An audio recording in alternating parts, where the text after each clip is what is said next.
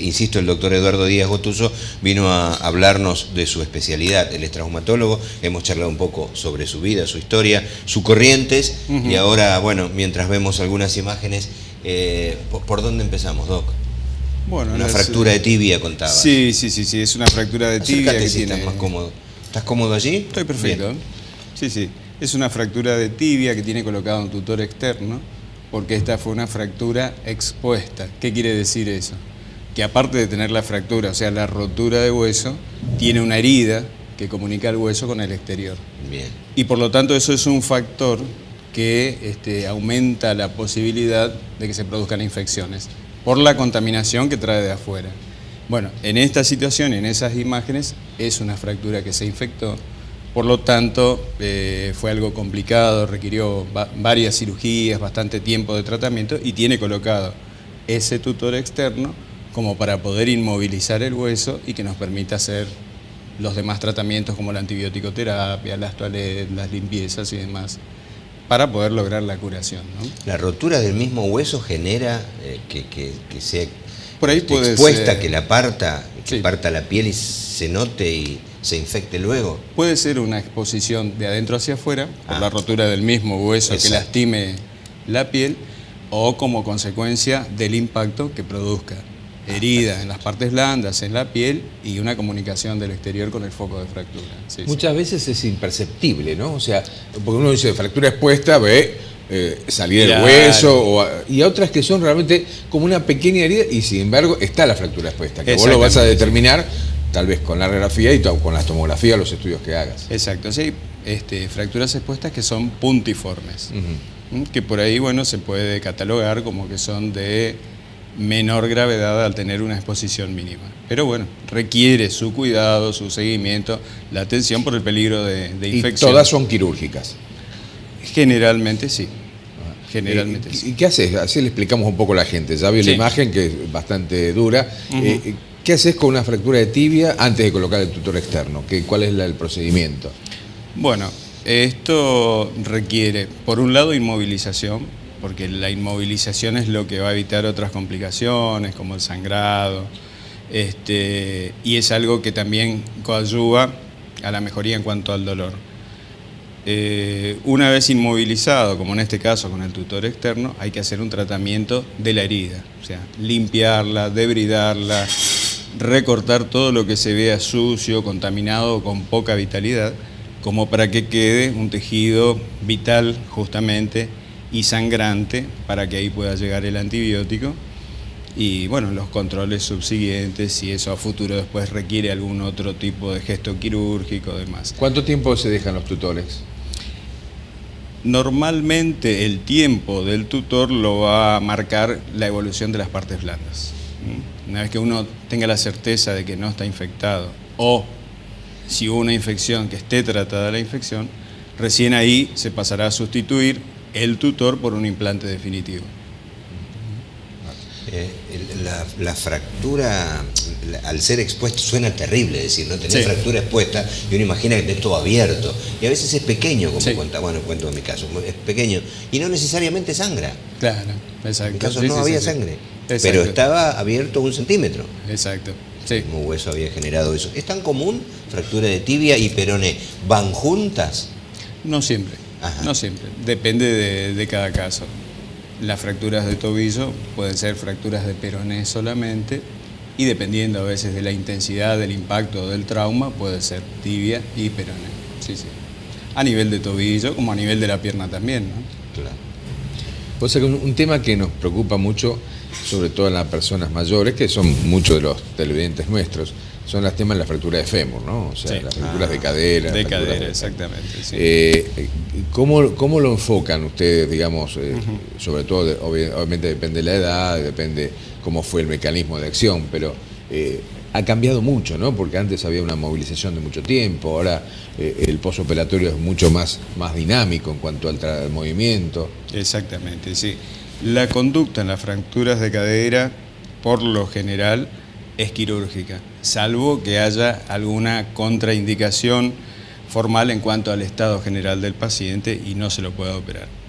Pero la idea es operarla y cuanto antes mejor, porque entonces con eso uno le devuelve estabilidad a la cadera y le da movilidad temprana al paciente, al punto que a las 24 horas al paciente ya se lo puede sentar al borde de la cama y empezar a movilizar las Eso piernas. iba a decir, es muy pronto la recuperación, ¿no? sí. A las 24 horas.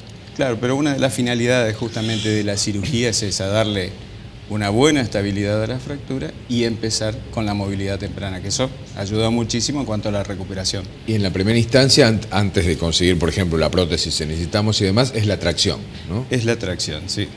¿Qué es la tracción? Así la explicamos tracción a la gente. esquelética es un método por el cual se coloca en el mismo hueso, que puede ser en el fémur o como alternativa en la tibia, un sistema que lo que va a hacer es, como dice la palabra, traccionar o estirar el hueso, y eso actúa por un lado mejorando el dolor y por el otro lado evitando el sangrado, porque hay fracturas que sangran mucho, aunque no esté abierta la piel, que pueden coleccionar entre 500 y 1000 centímetros cúbicos de sangre.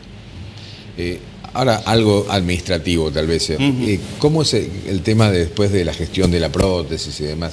A nivel, digamos, de prepagas y demás, tal vez sea inmediato, sea muy sencillo, de fácil acceso. Tal vez en la parte pública se demora un poco más. Sí. A veces en la parte pública se demora un poco más, pero bueno, actualmente en los últimos años, con las gestiones que se hacen a través de los ministerios y determinados bancos de implantes que se van consiguiendo, se trata de que esos tiempos se acorten como para poder operarlo cuanto antes al paciente. Pero qué importante es la urgencia, lo que contaba Sí. Eduardo, ¿no? Porque en el caso de PAMI, bueno, tenemos un amigo en común que ha tenido que hacer una gestión y esperar.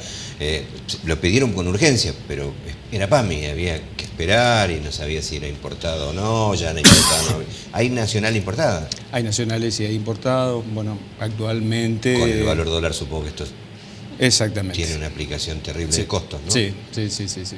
Pero bueno, existen opciones nacionales muy buenas. ¿Buenas también? Sí.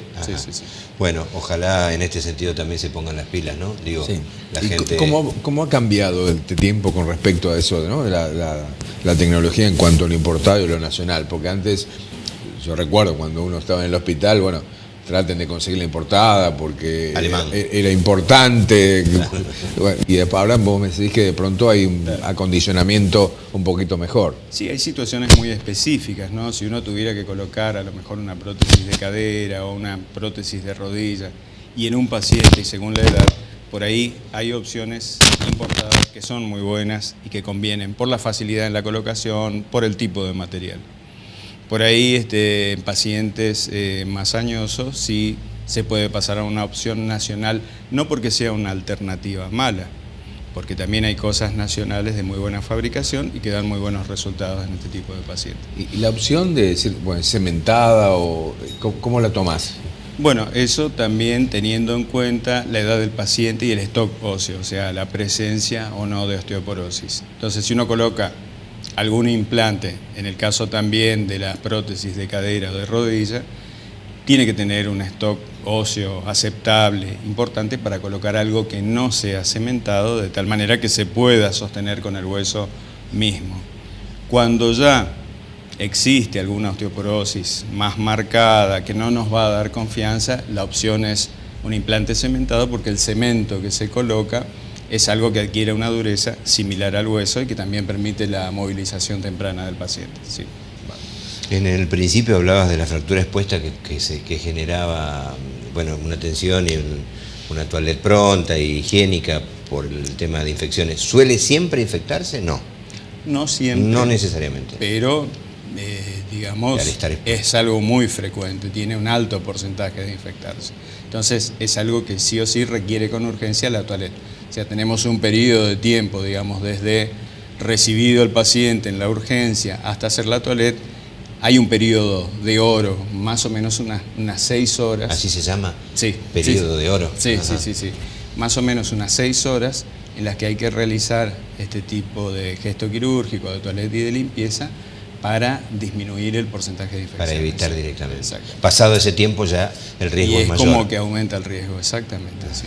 O sea, además hay que señalar que las infecciones óseas son realmente severas. Sí. O sea, las osteomielitis, fuera de un hecho traumatológico, o sea, por una osteomelitis, a pesar de no haber una fractura, son realmente infecciones severas que requieren antibióticos por muchos, incluso meses algunas veces.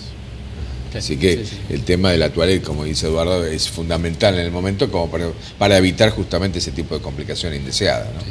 En esos casos de tibia y peroné, ¿son accidentes viales? Digo, ¿hay un indicativo? ¿O son del deporte o es pueden ser del deporte, una caída por trabajo? Ajá. Las tres opciones son existen válidas. todas. Sí, La de las motos también. Sí, bueno, eso es. Ah, qué rotundo fue tu sí. Sí. Se Sobre nota todo en el eso Instituto de AEDO veíamos mucha accidentología y sobre todo el tema motos, sí. Ajá. Es así. Qué terrible, ¿no? La respuesta inmediata.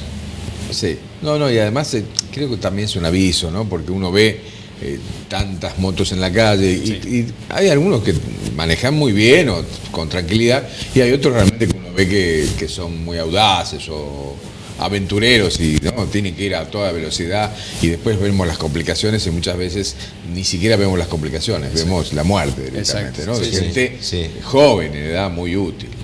Así que me parece que esto es también un llamado de atención, ¿no? Más que nada para charlar con los hijos o charlar con la gente que uno tiene a su nivel y evitar este tipo de complicaciones. Con responsabilidad.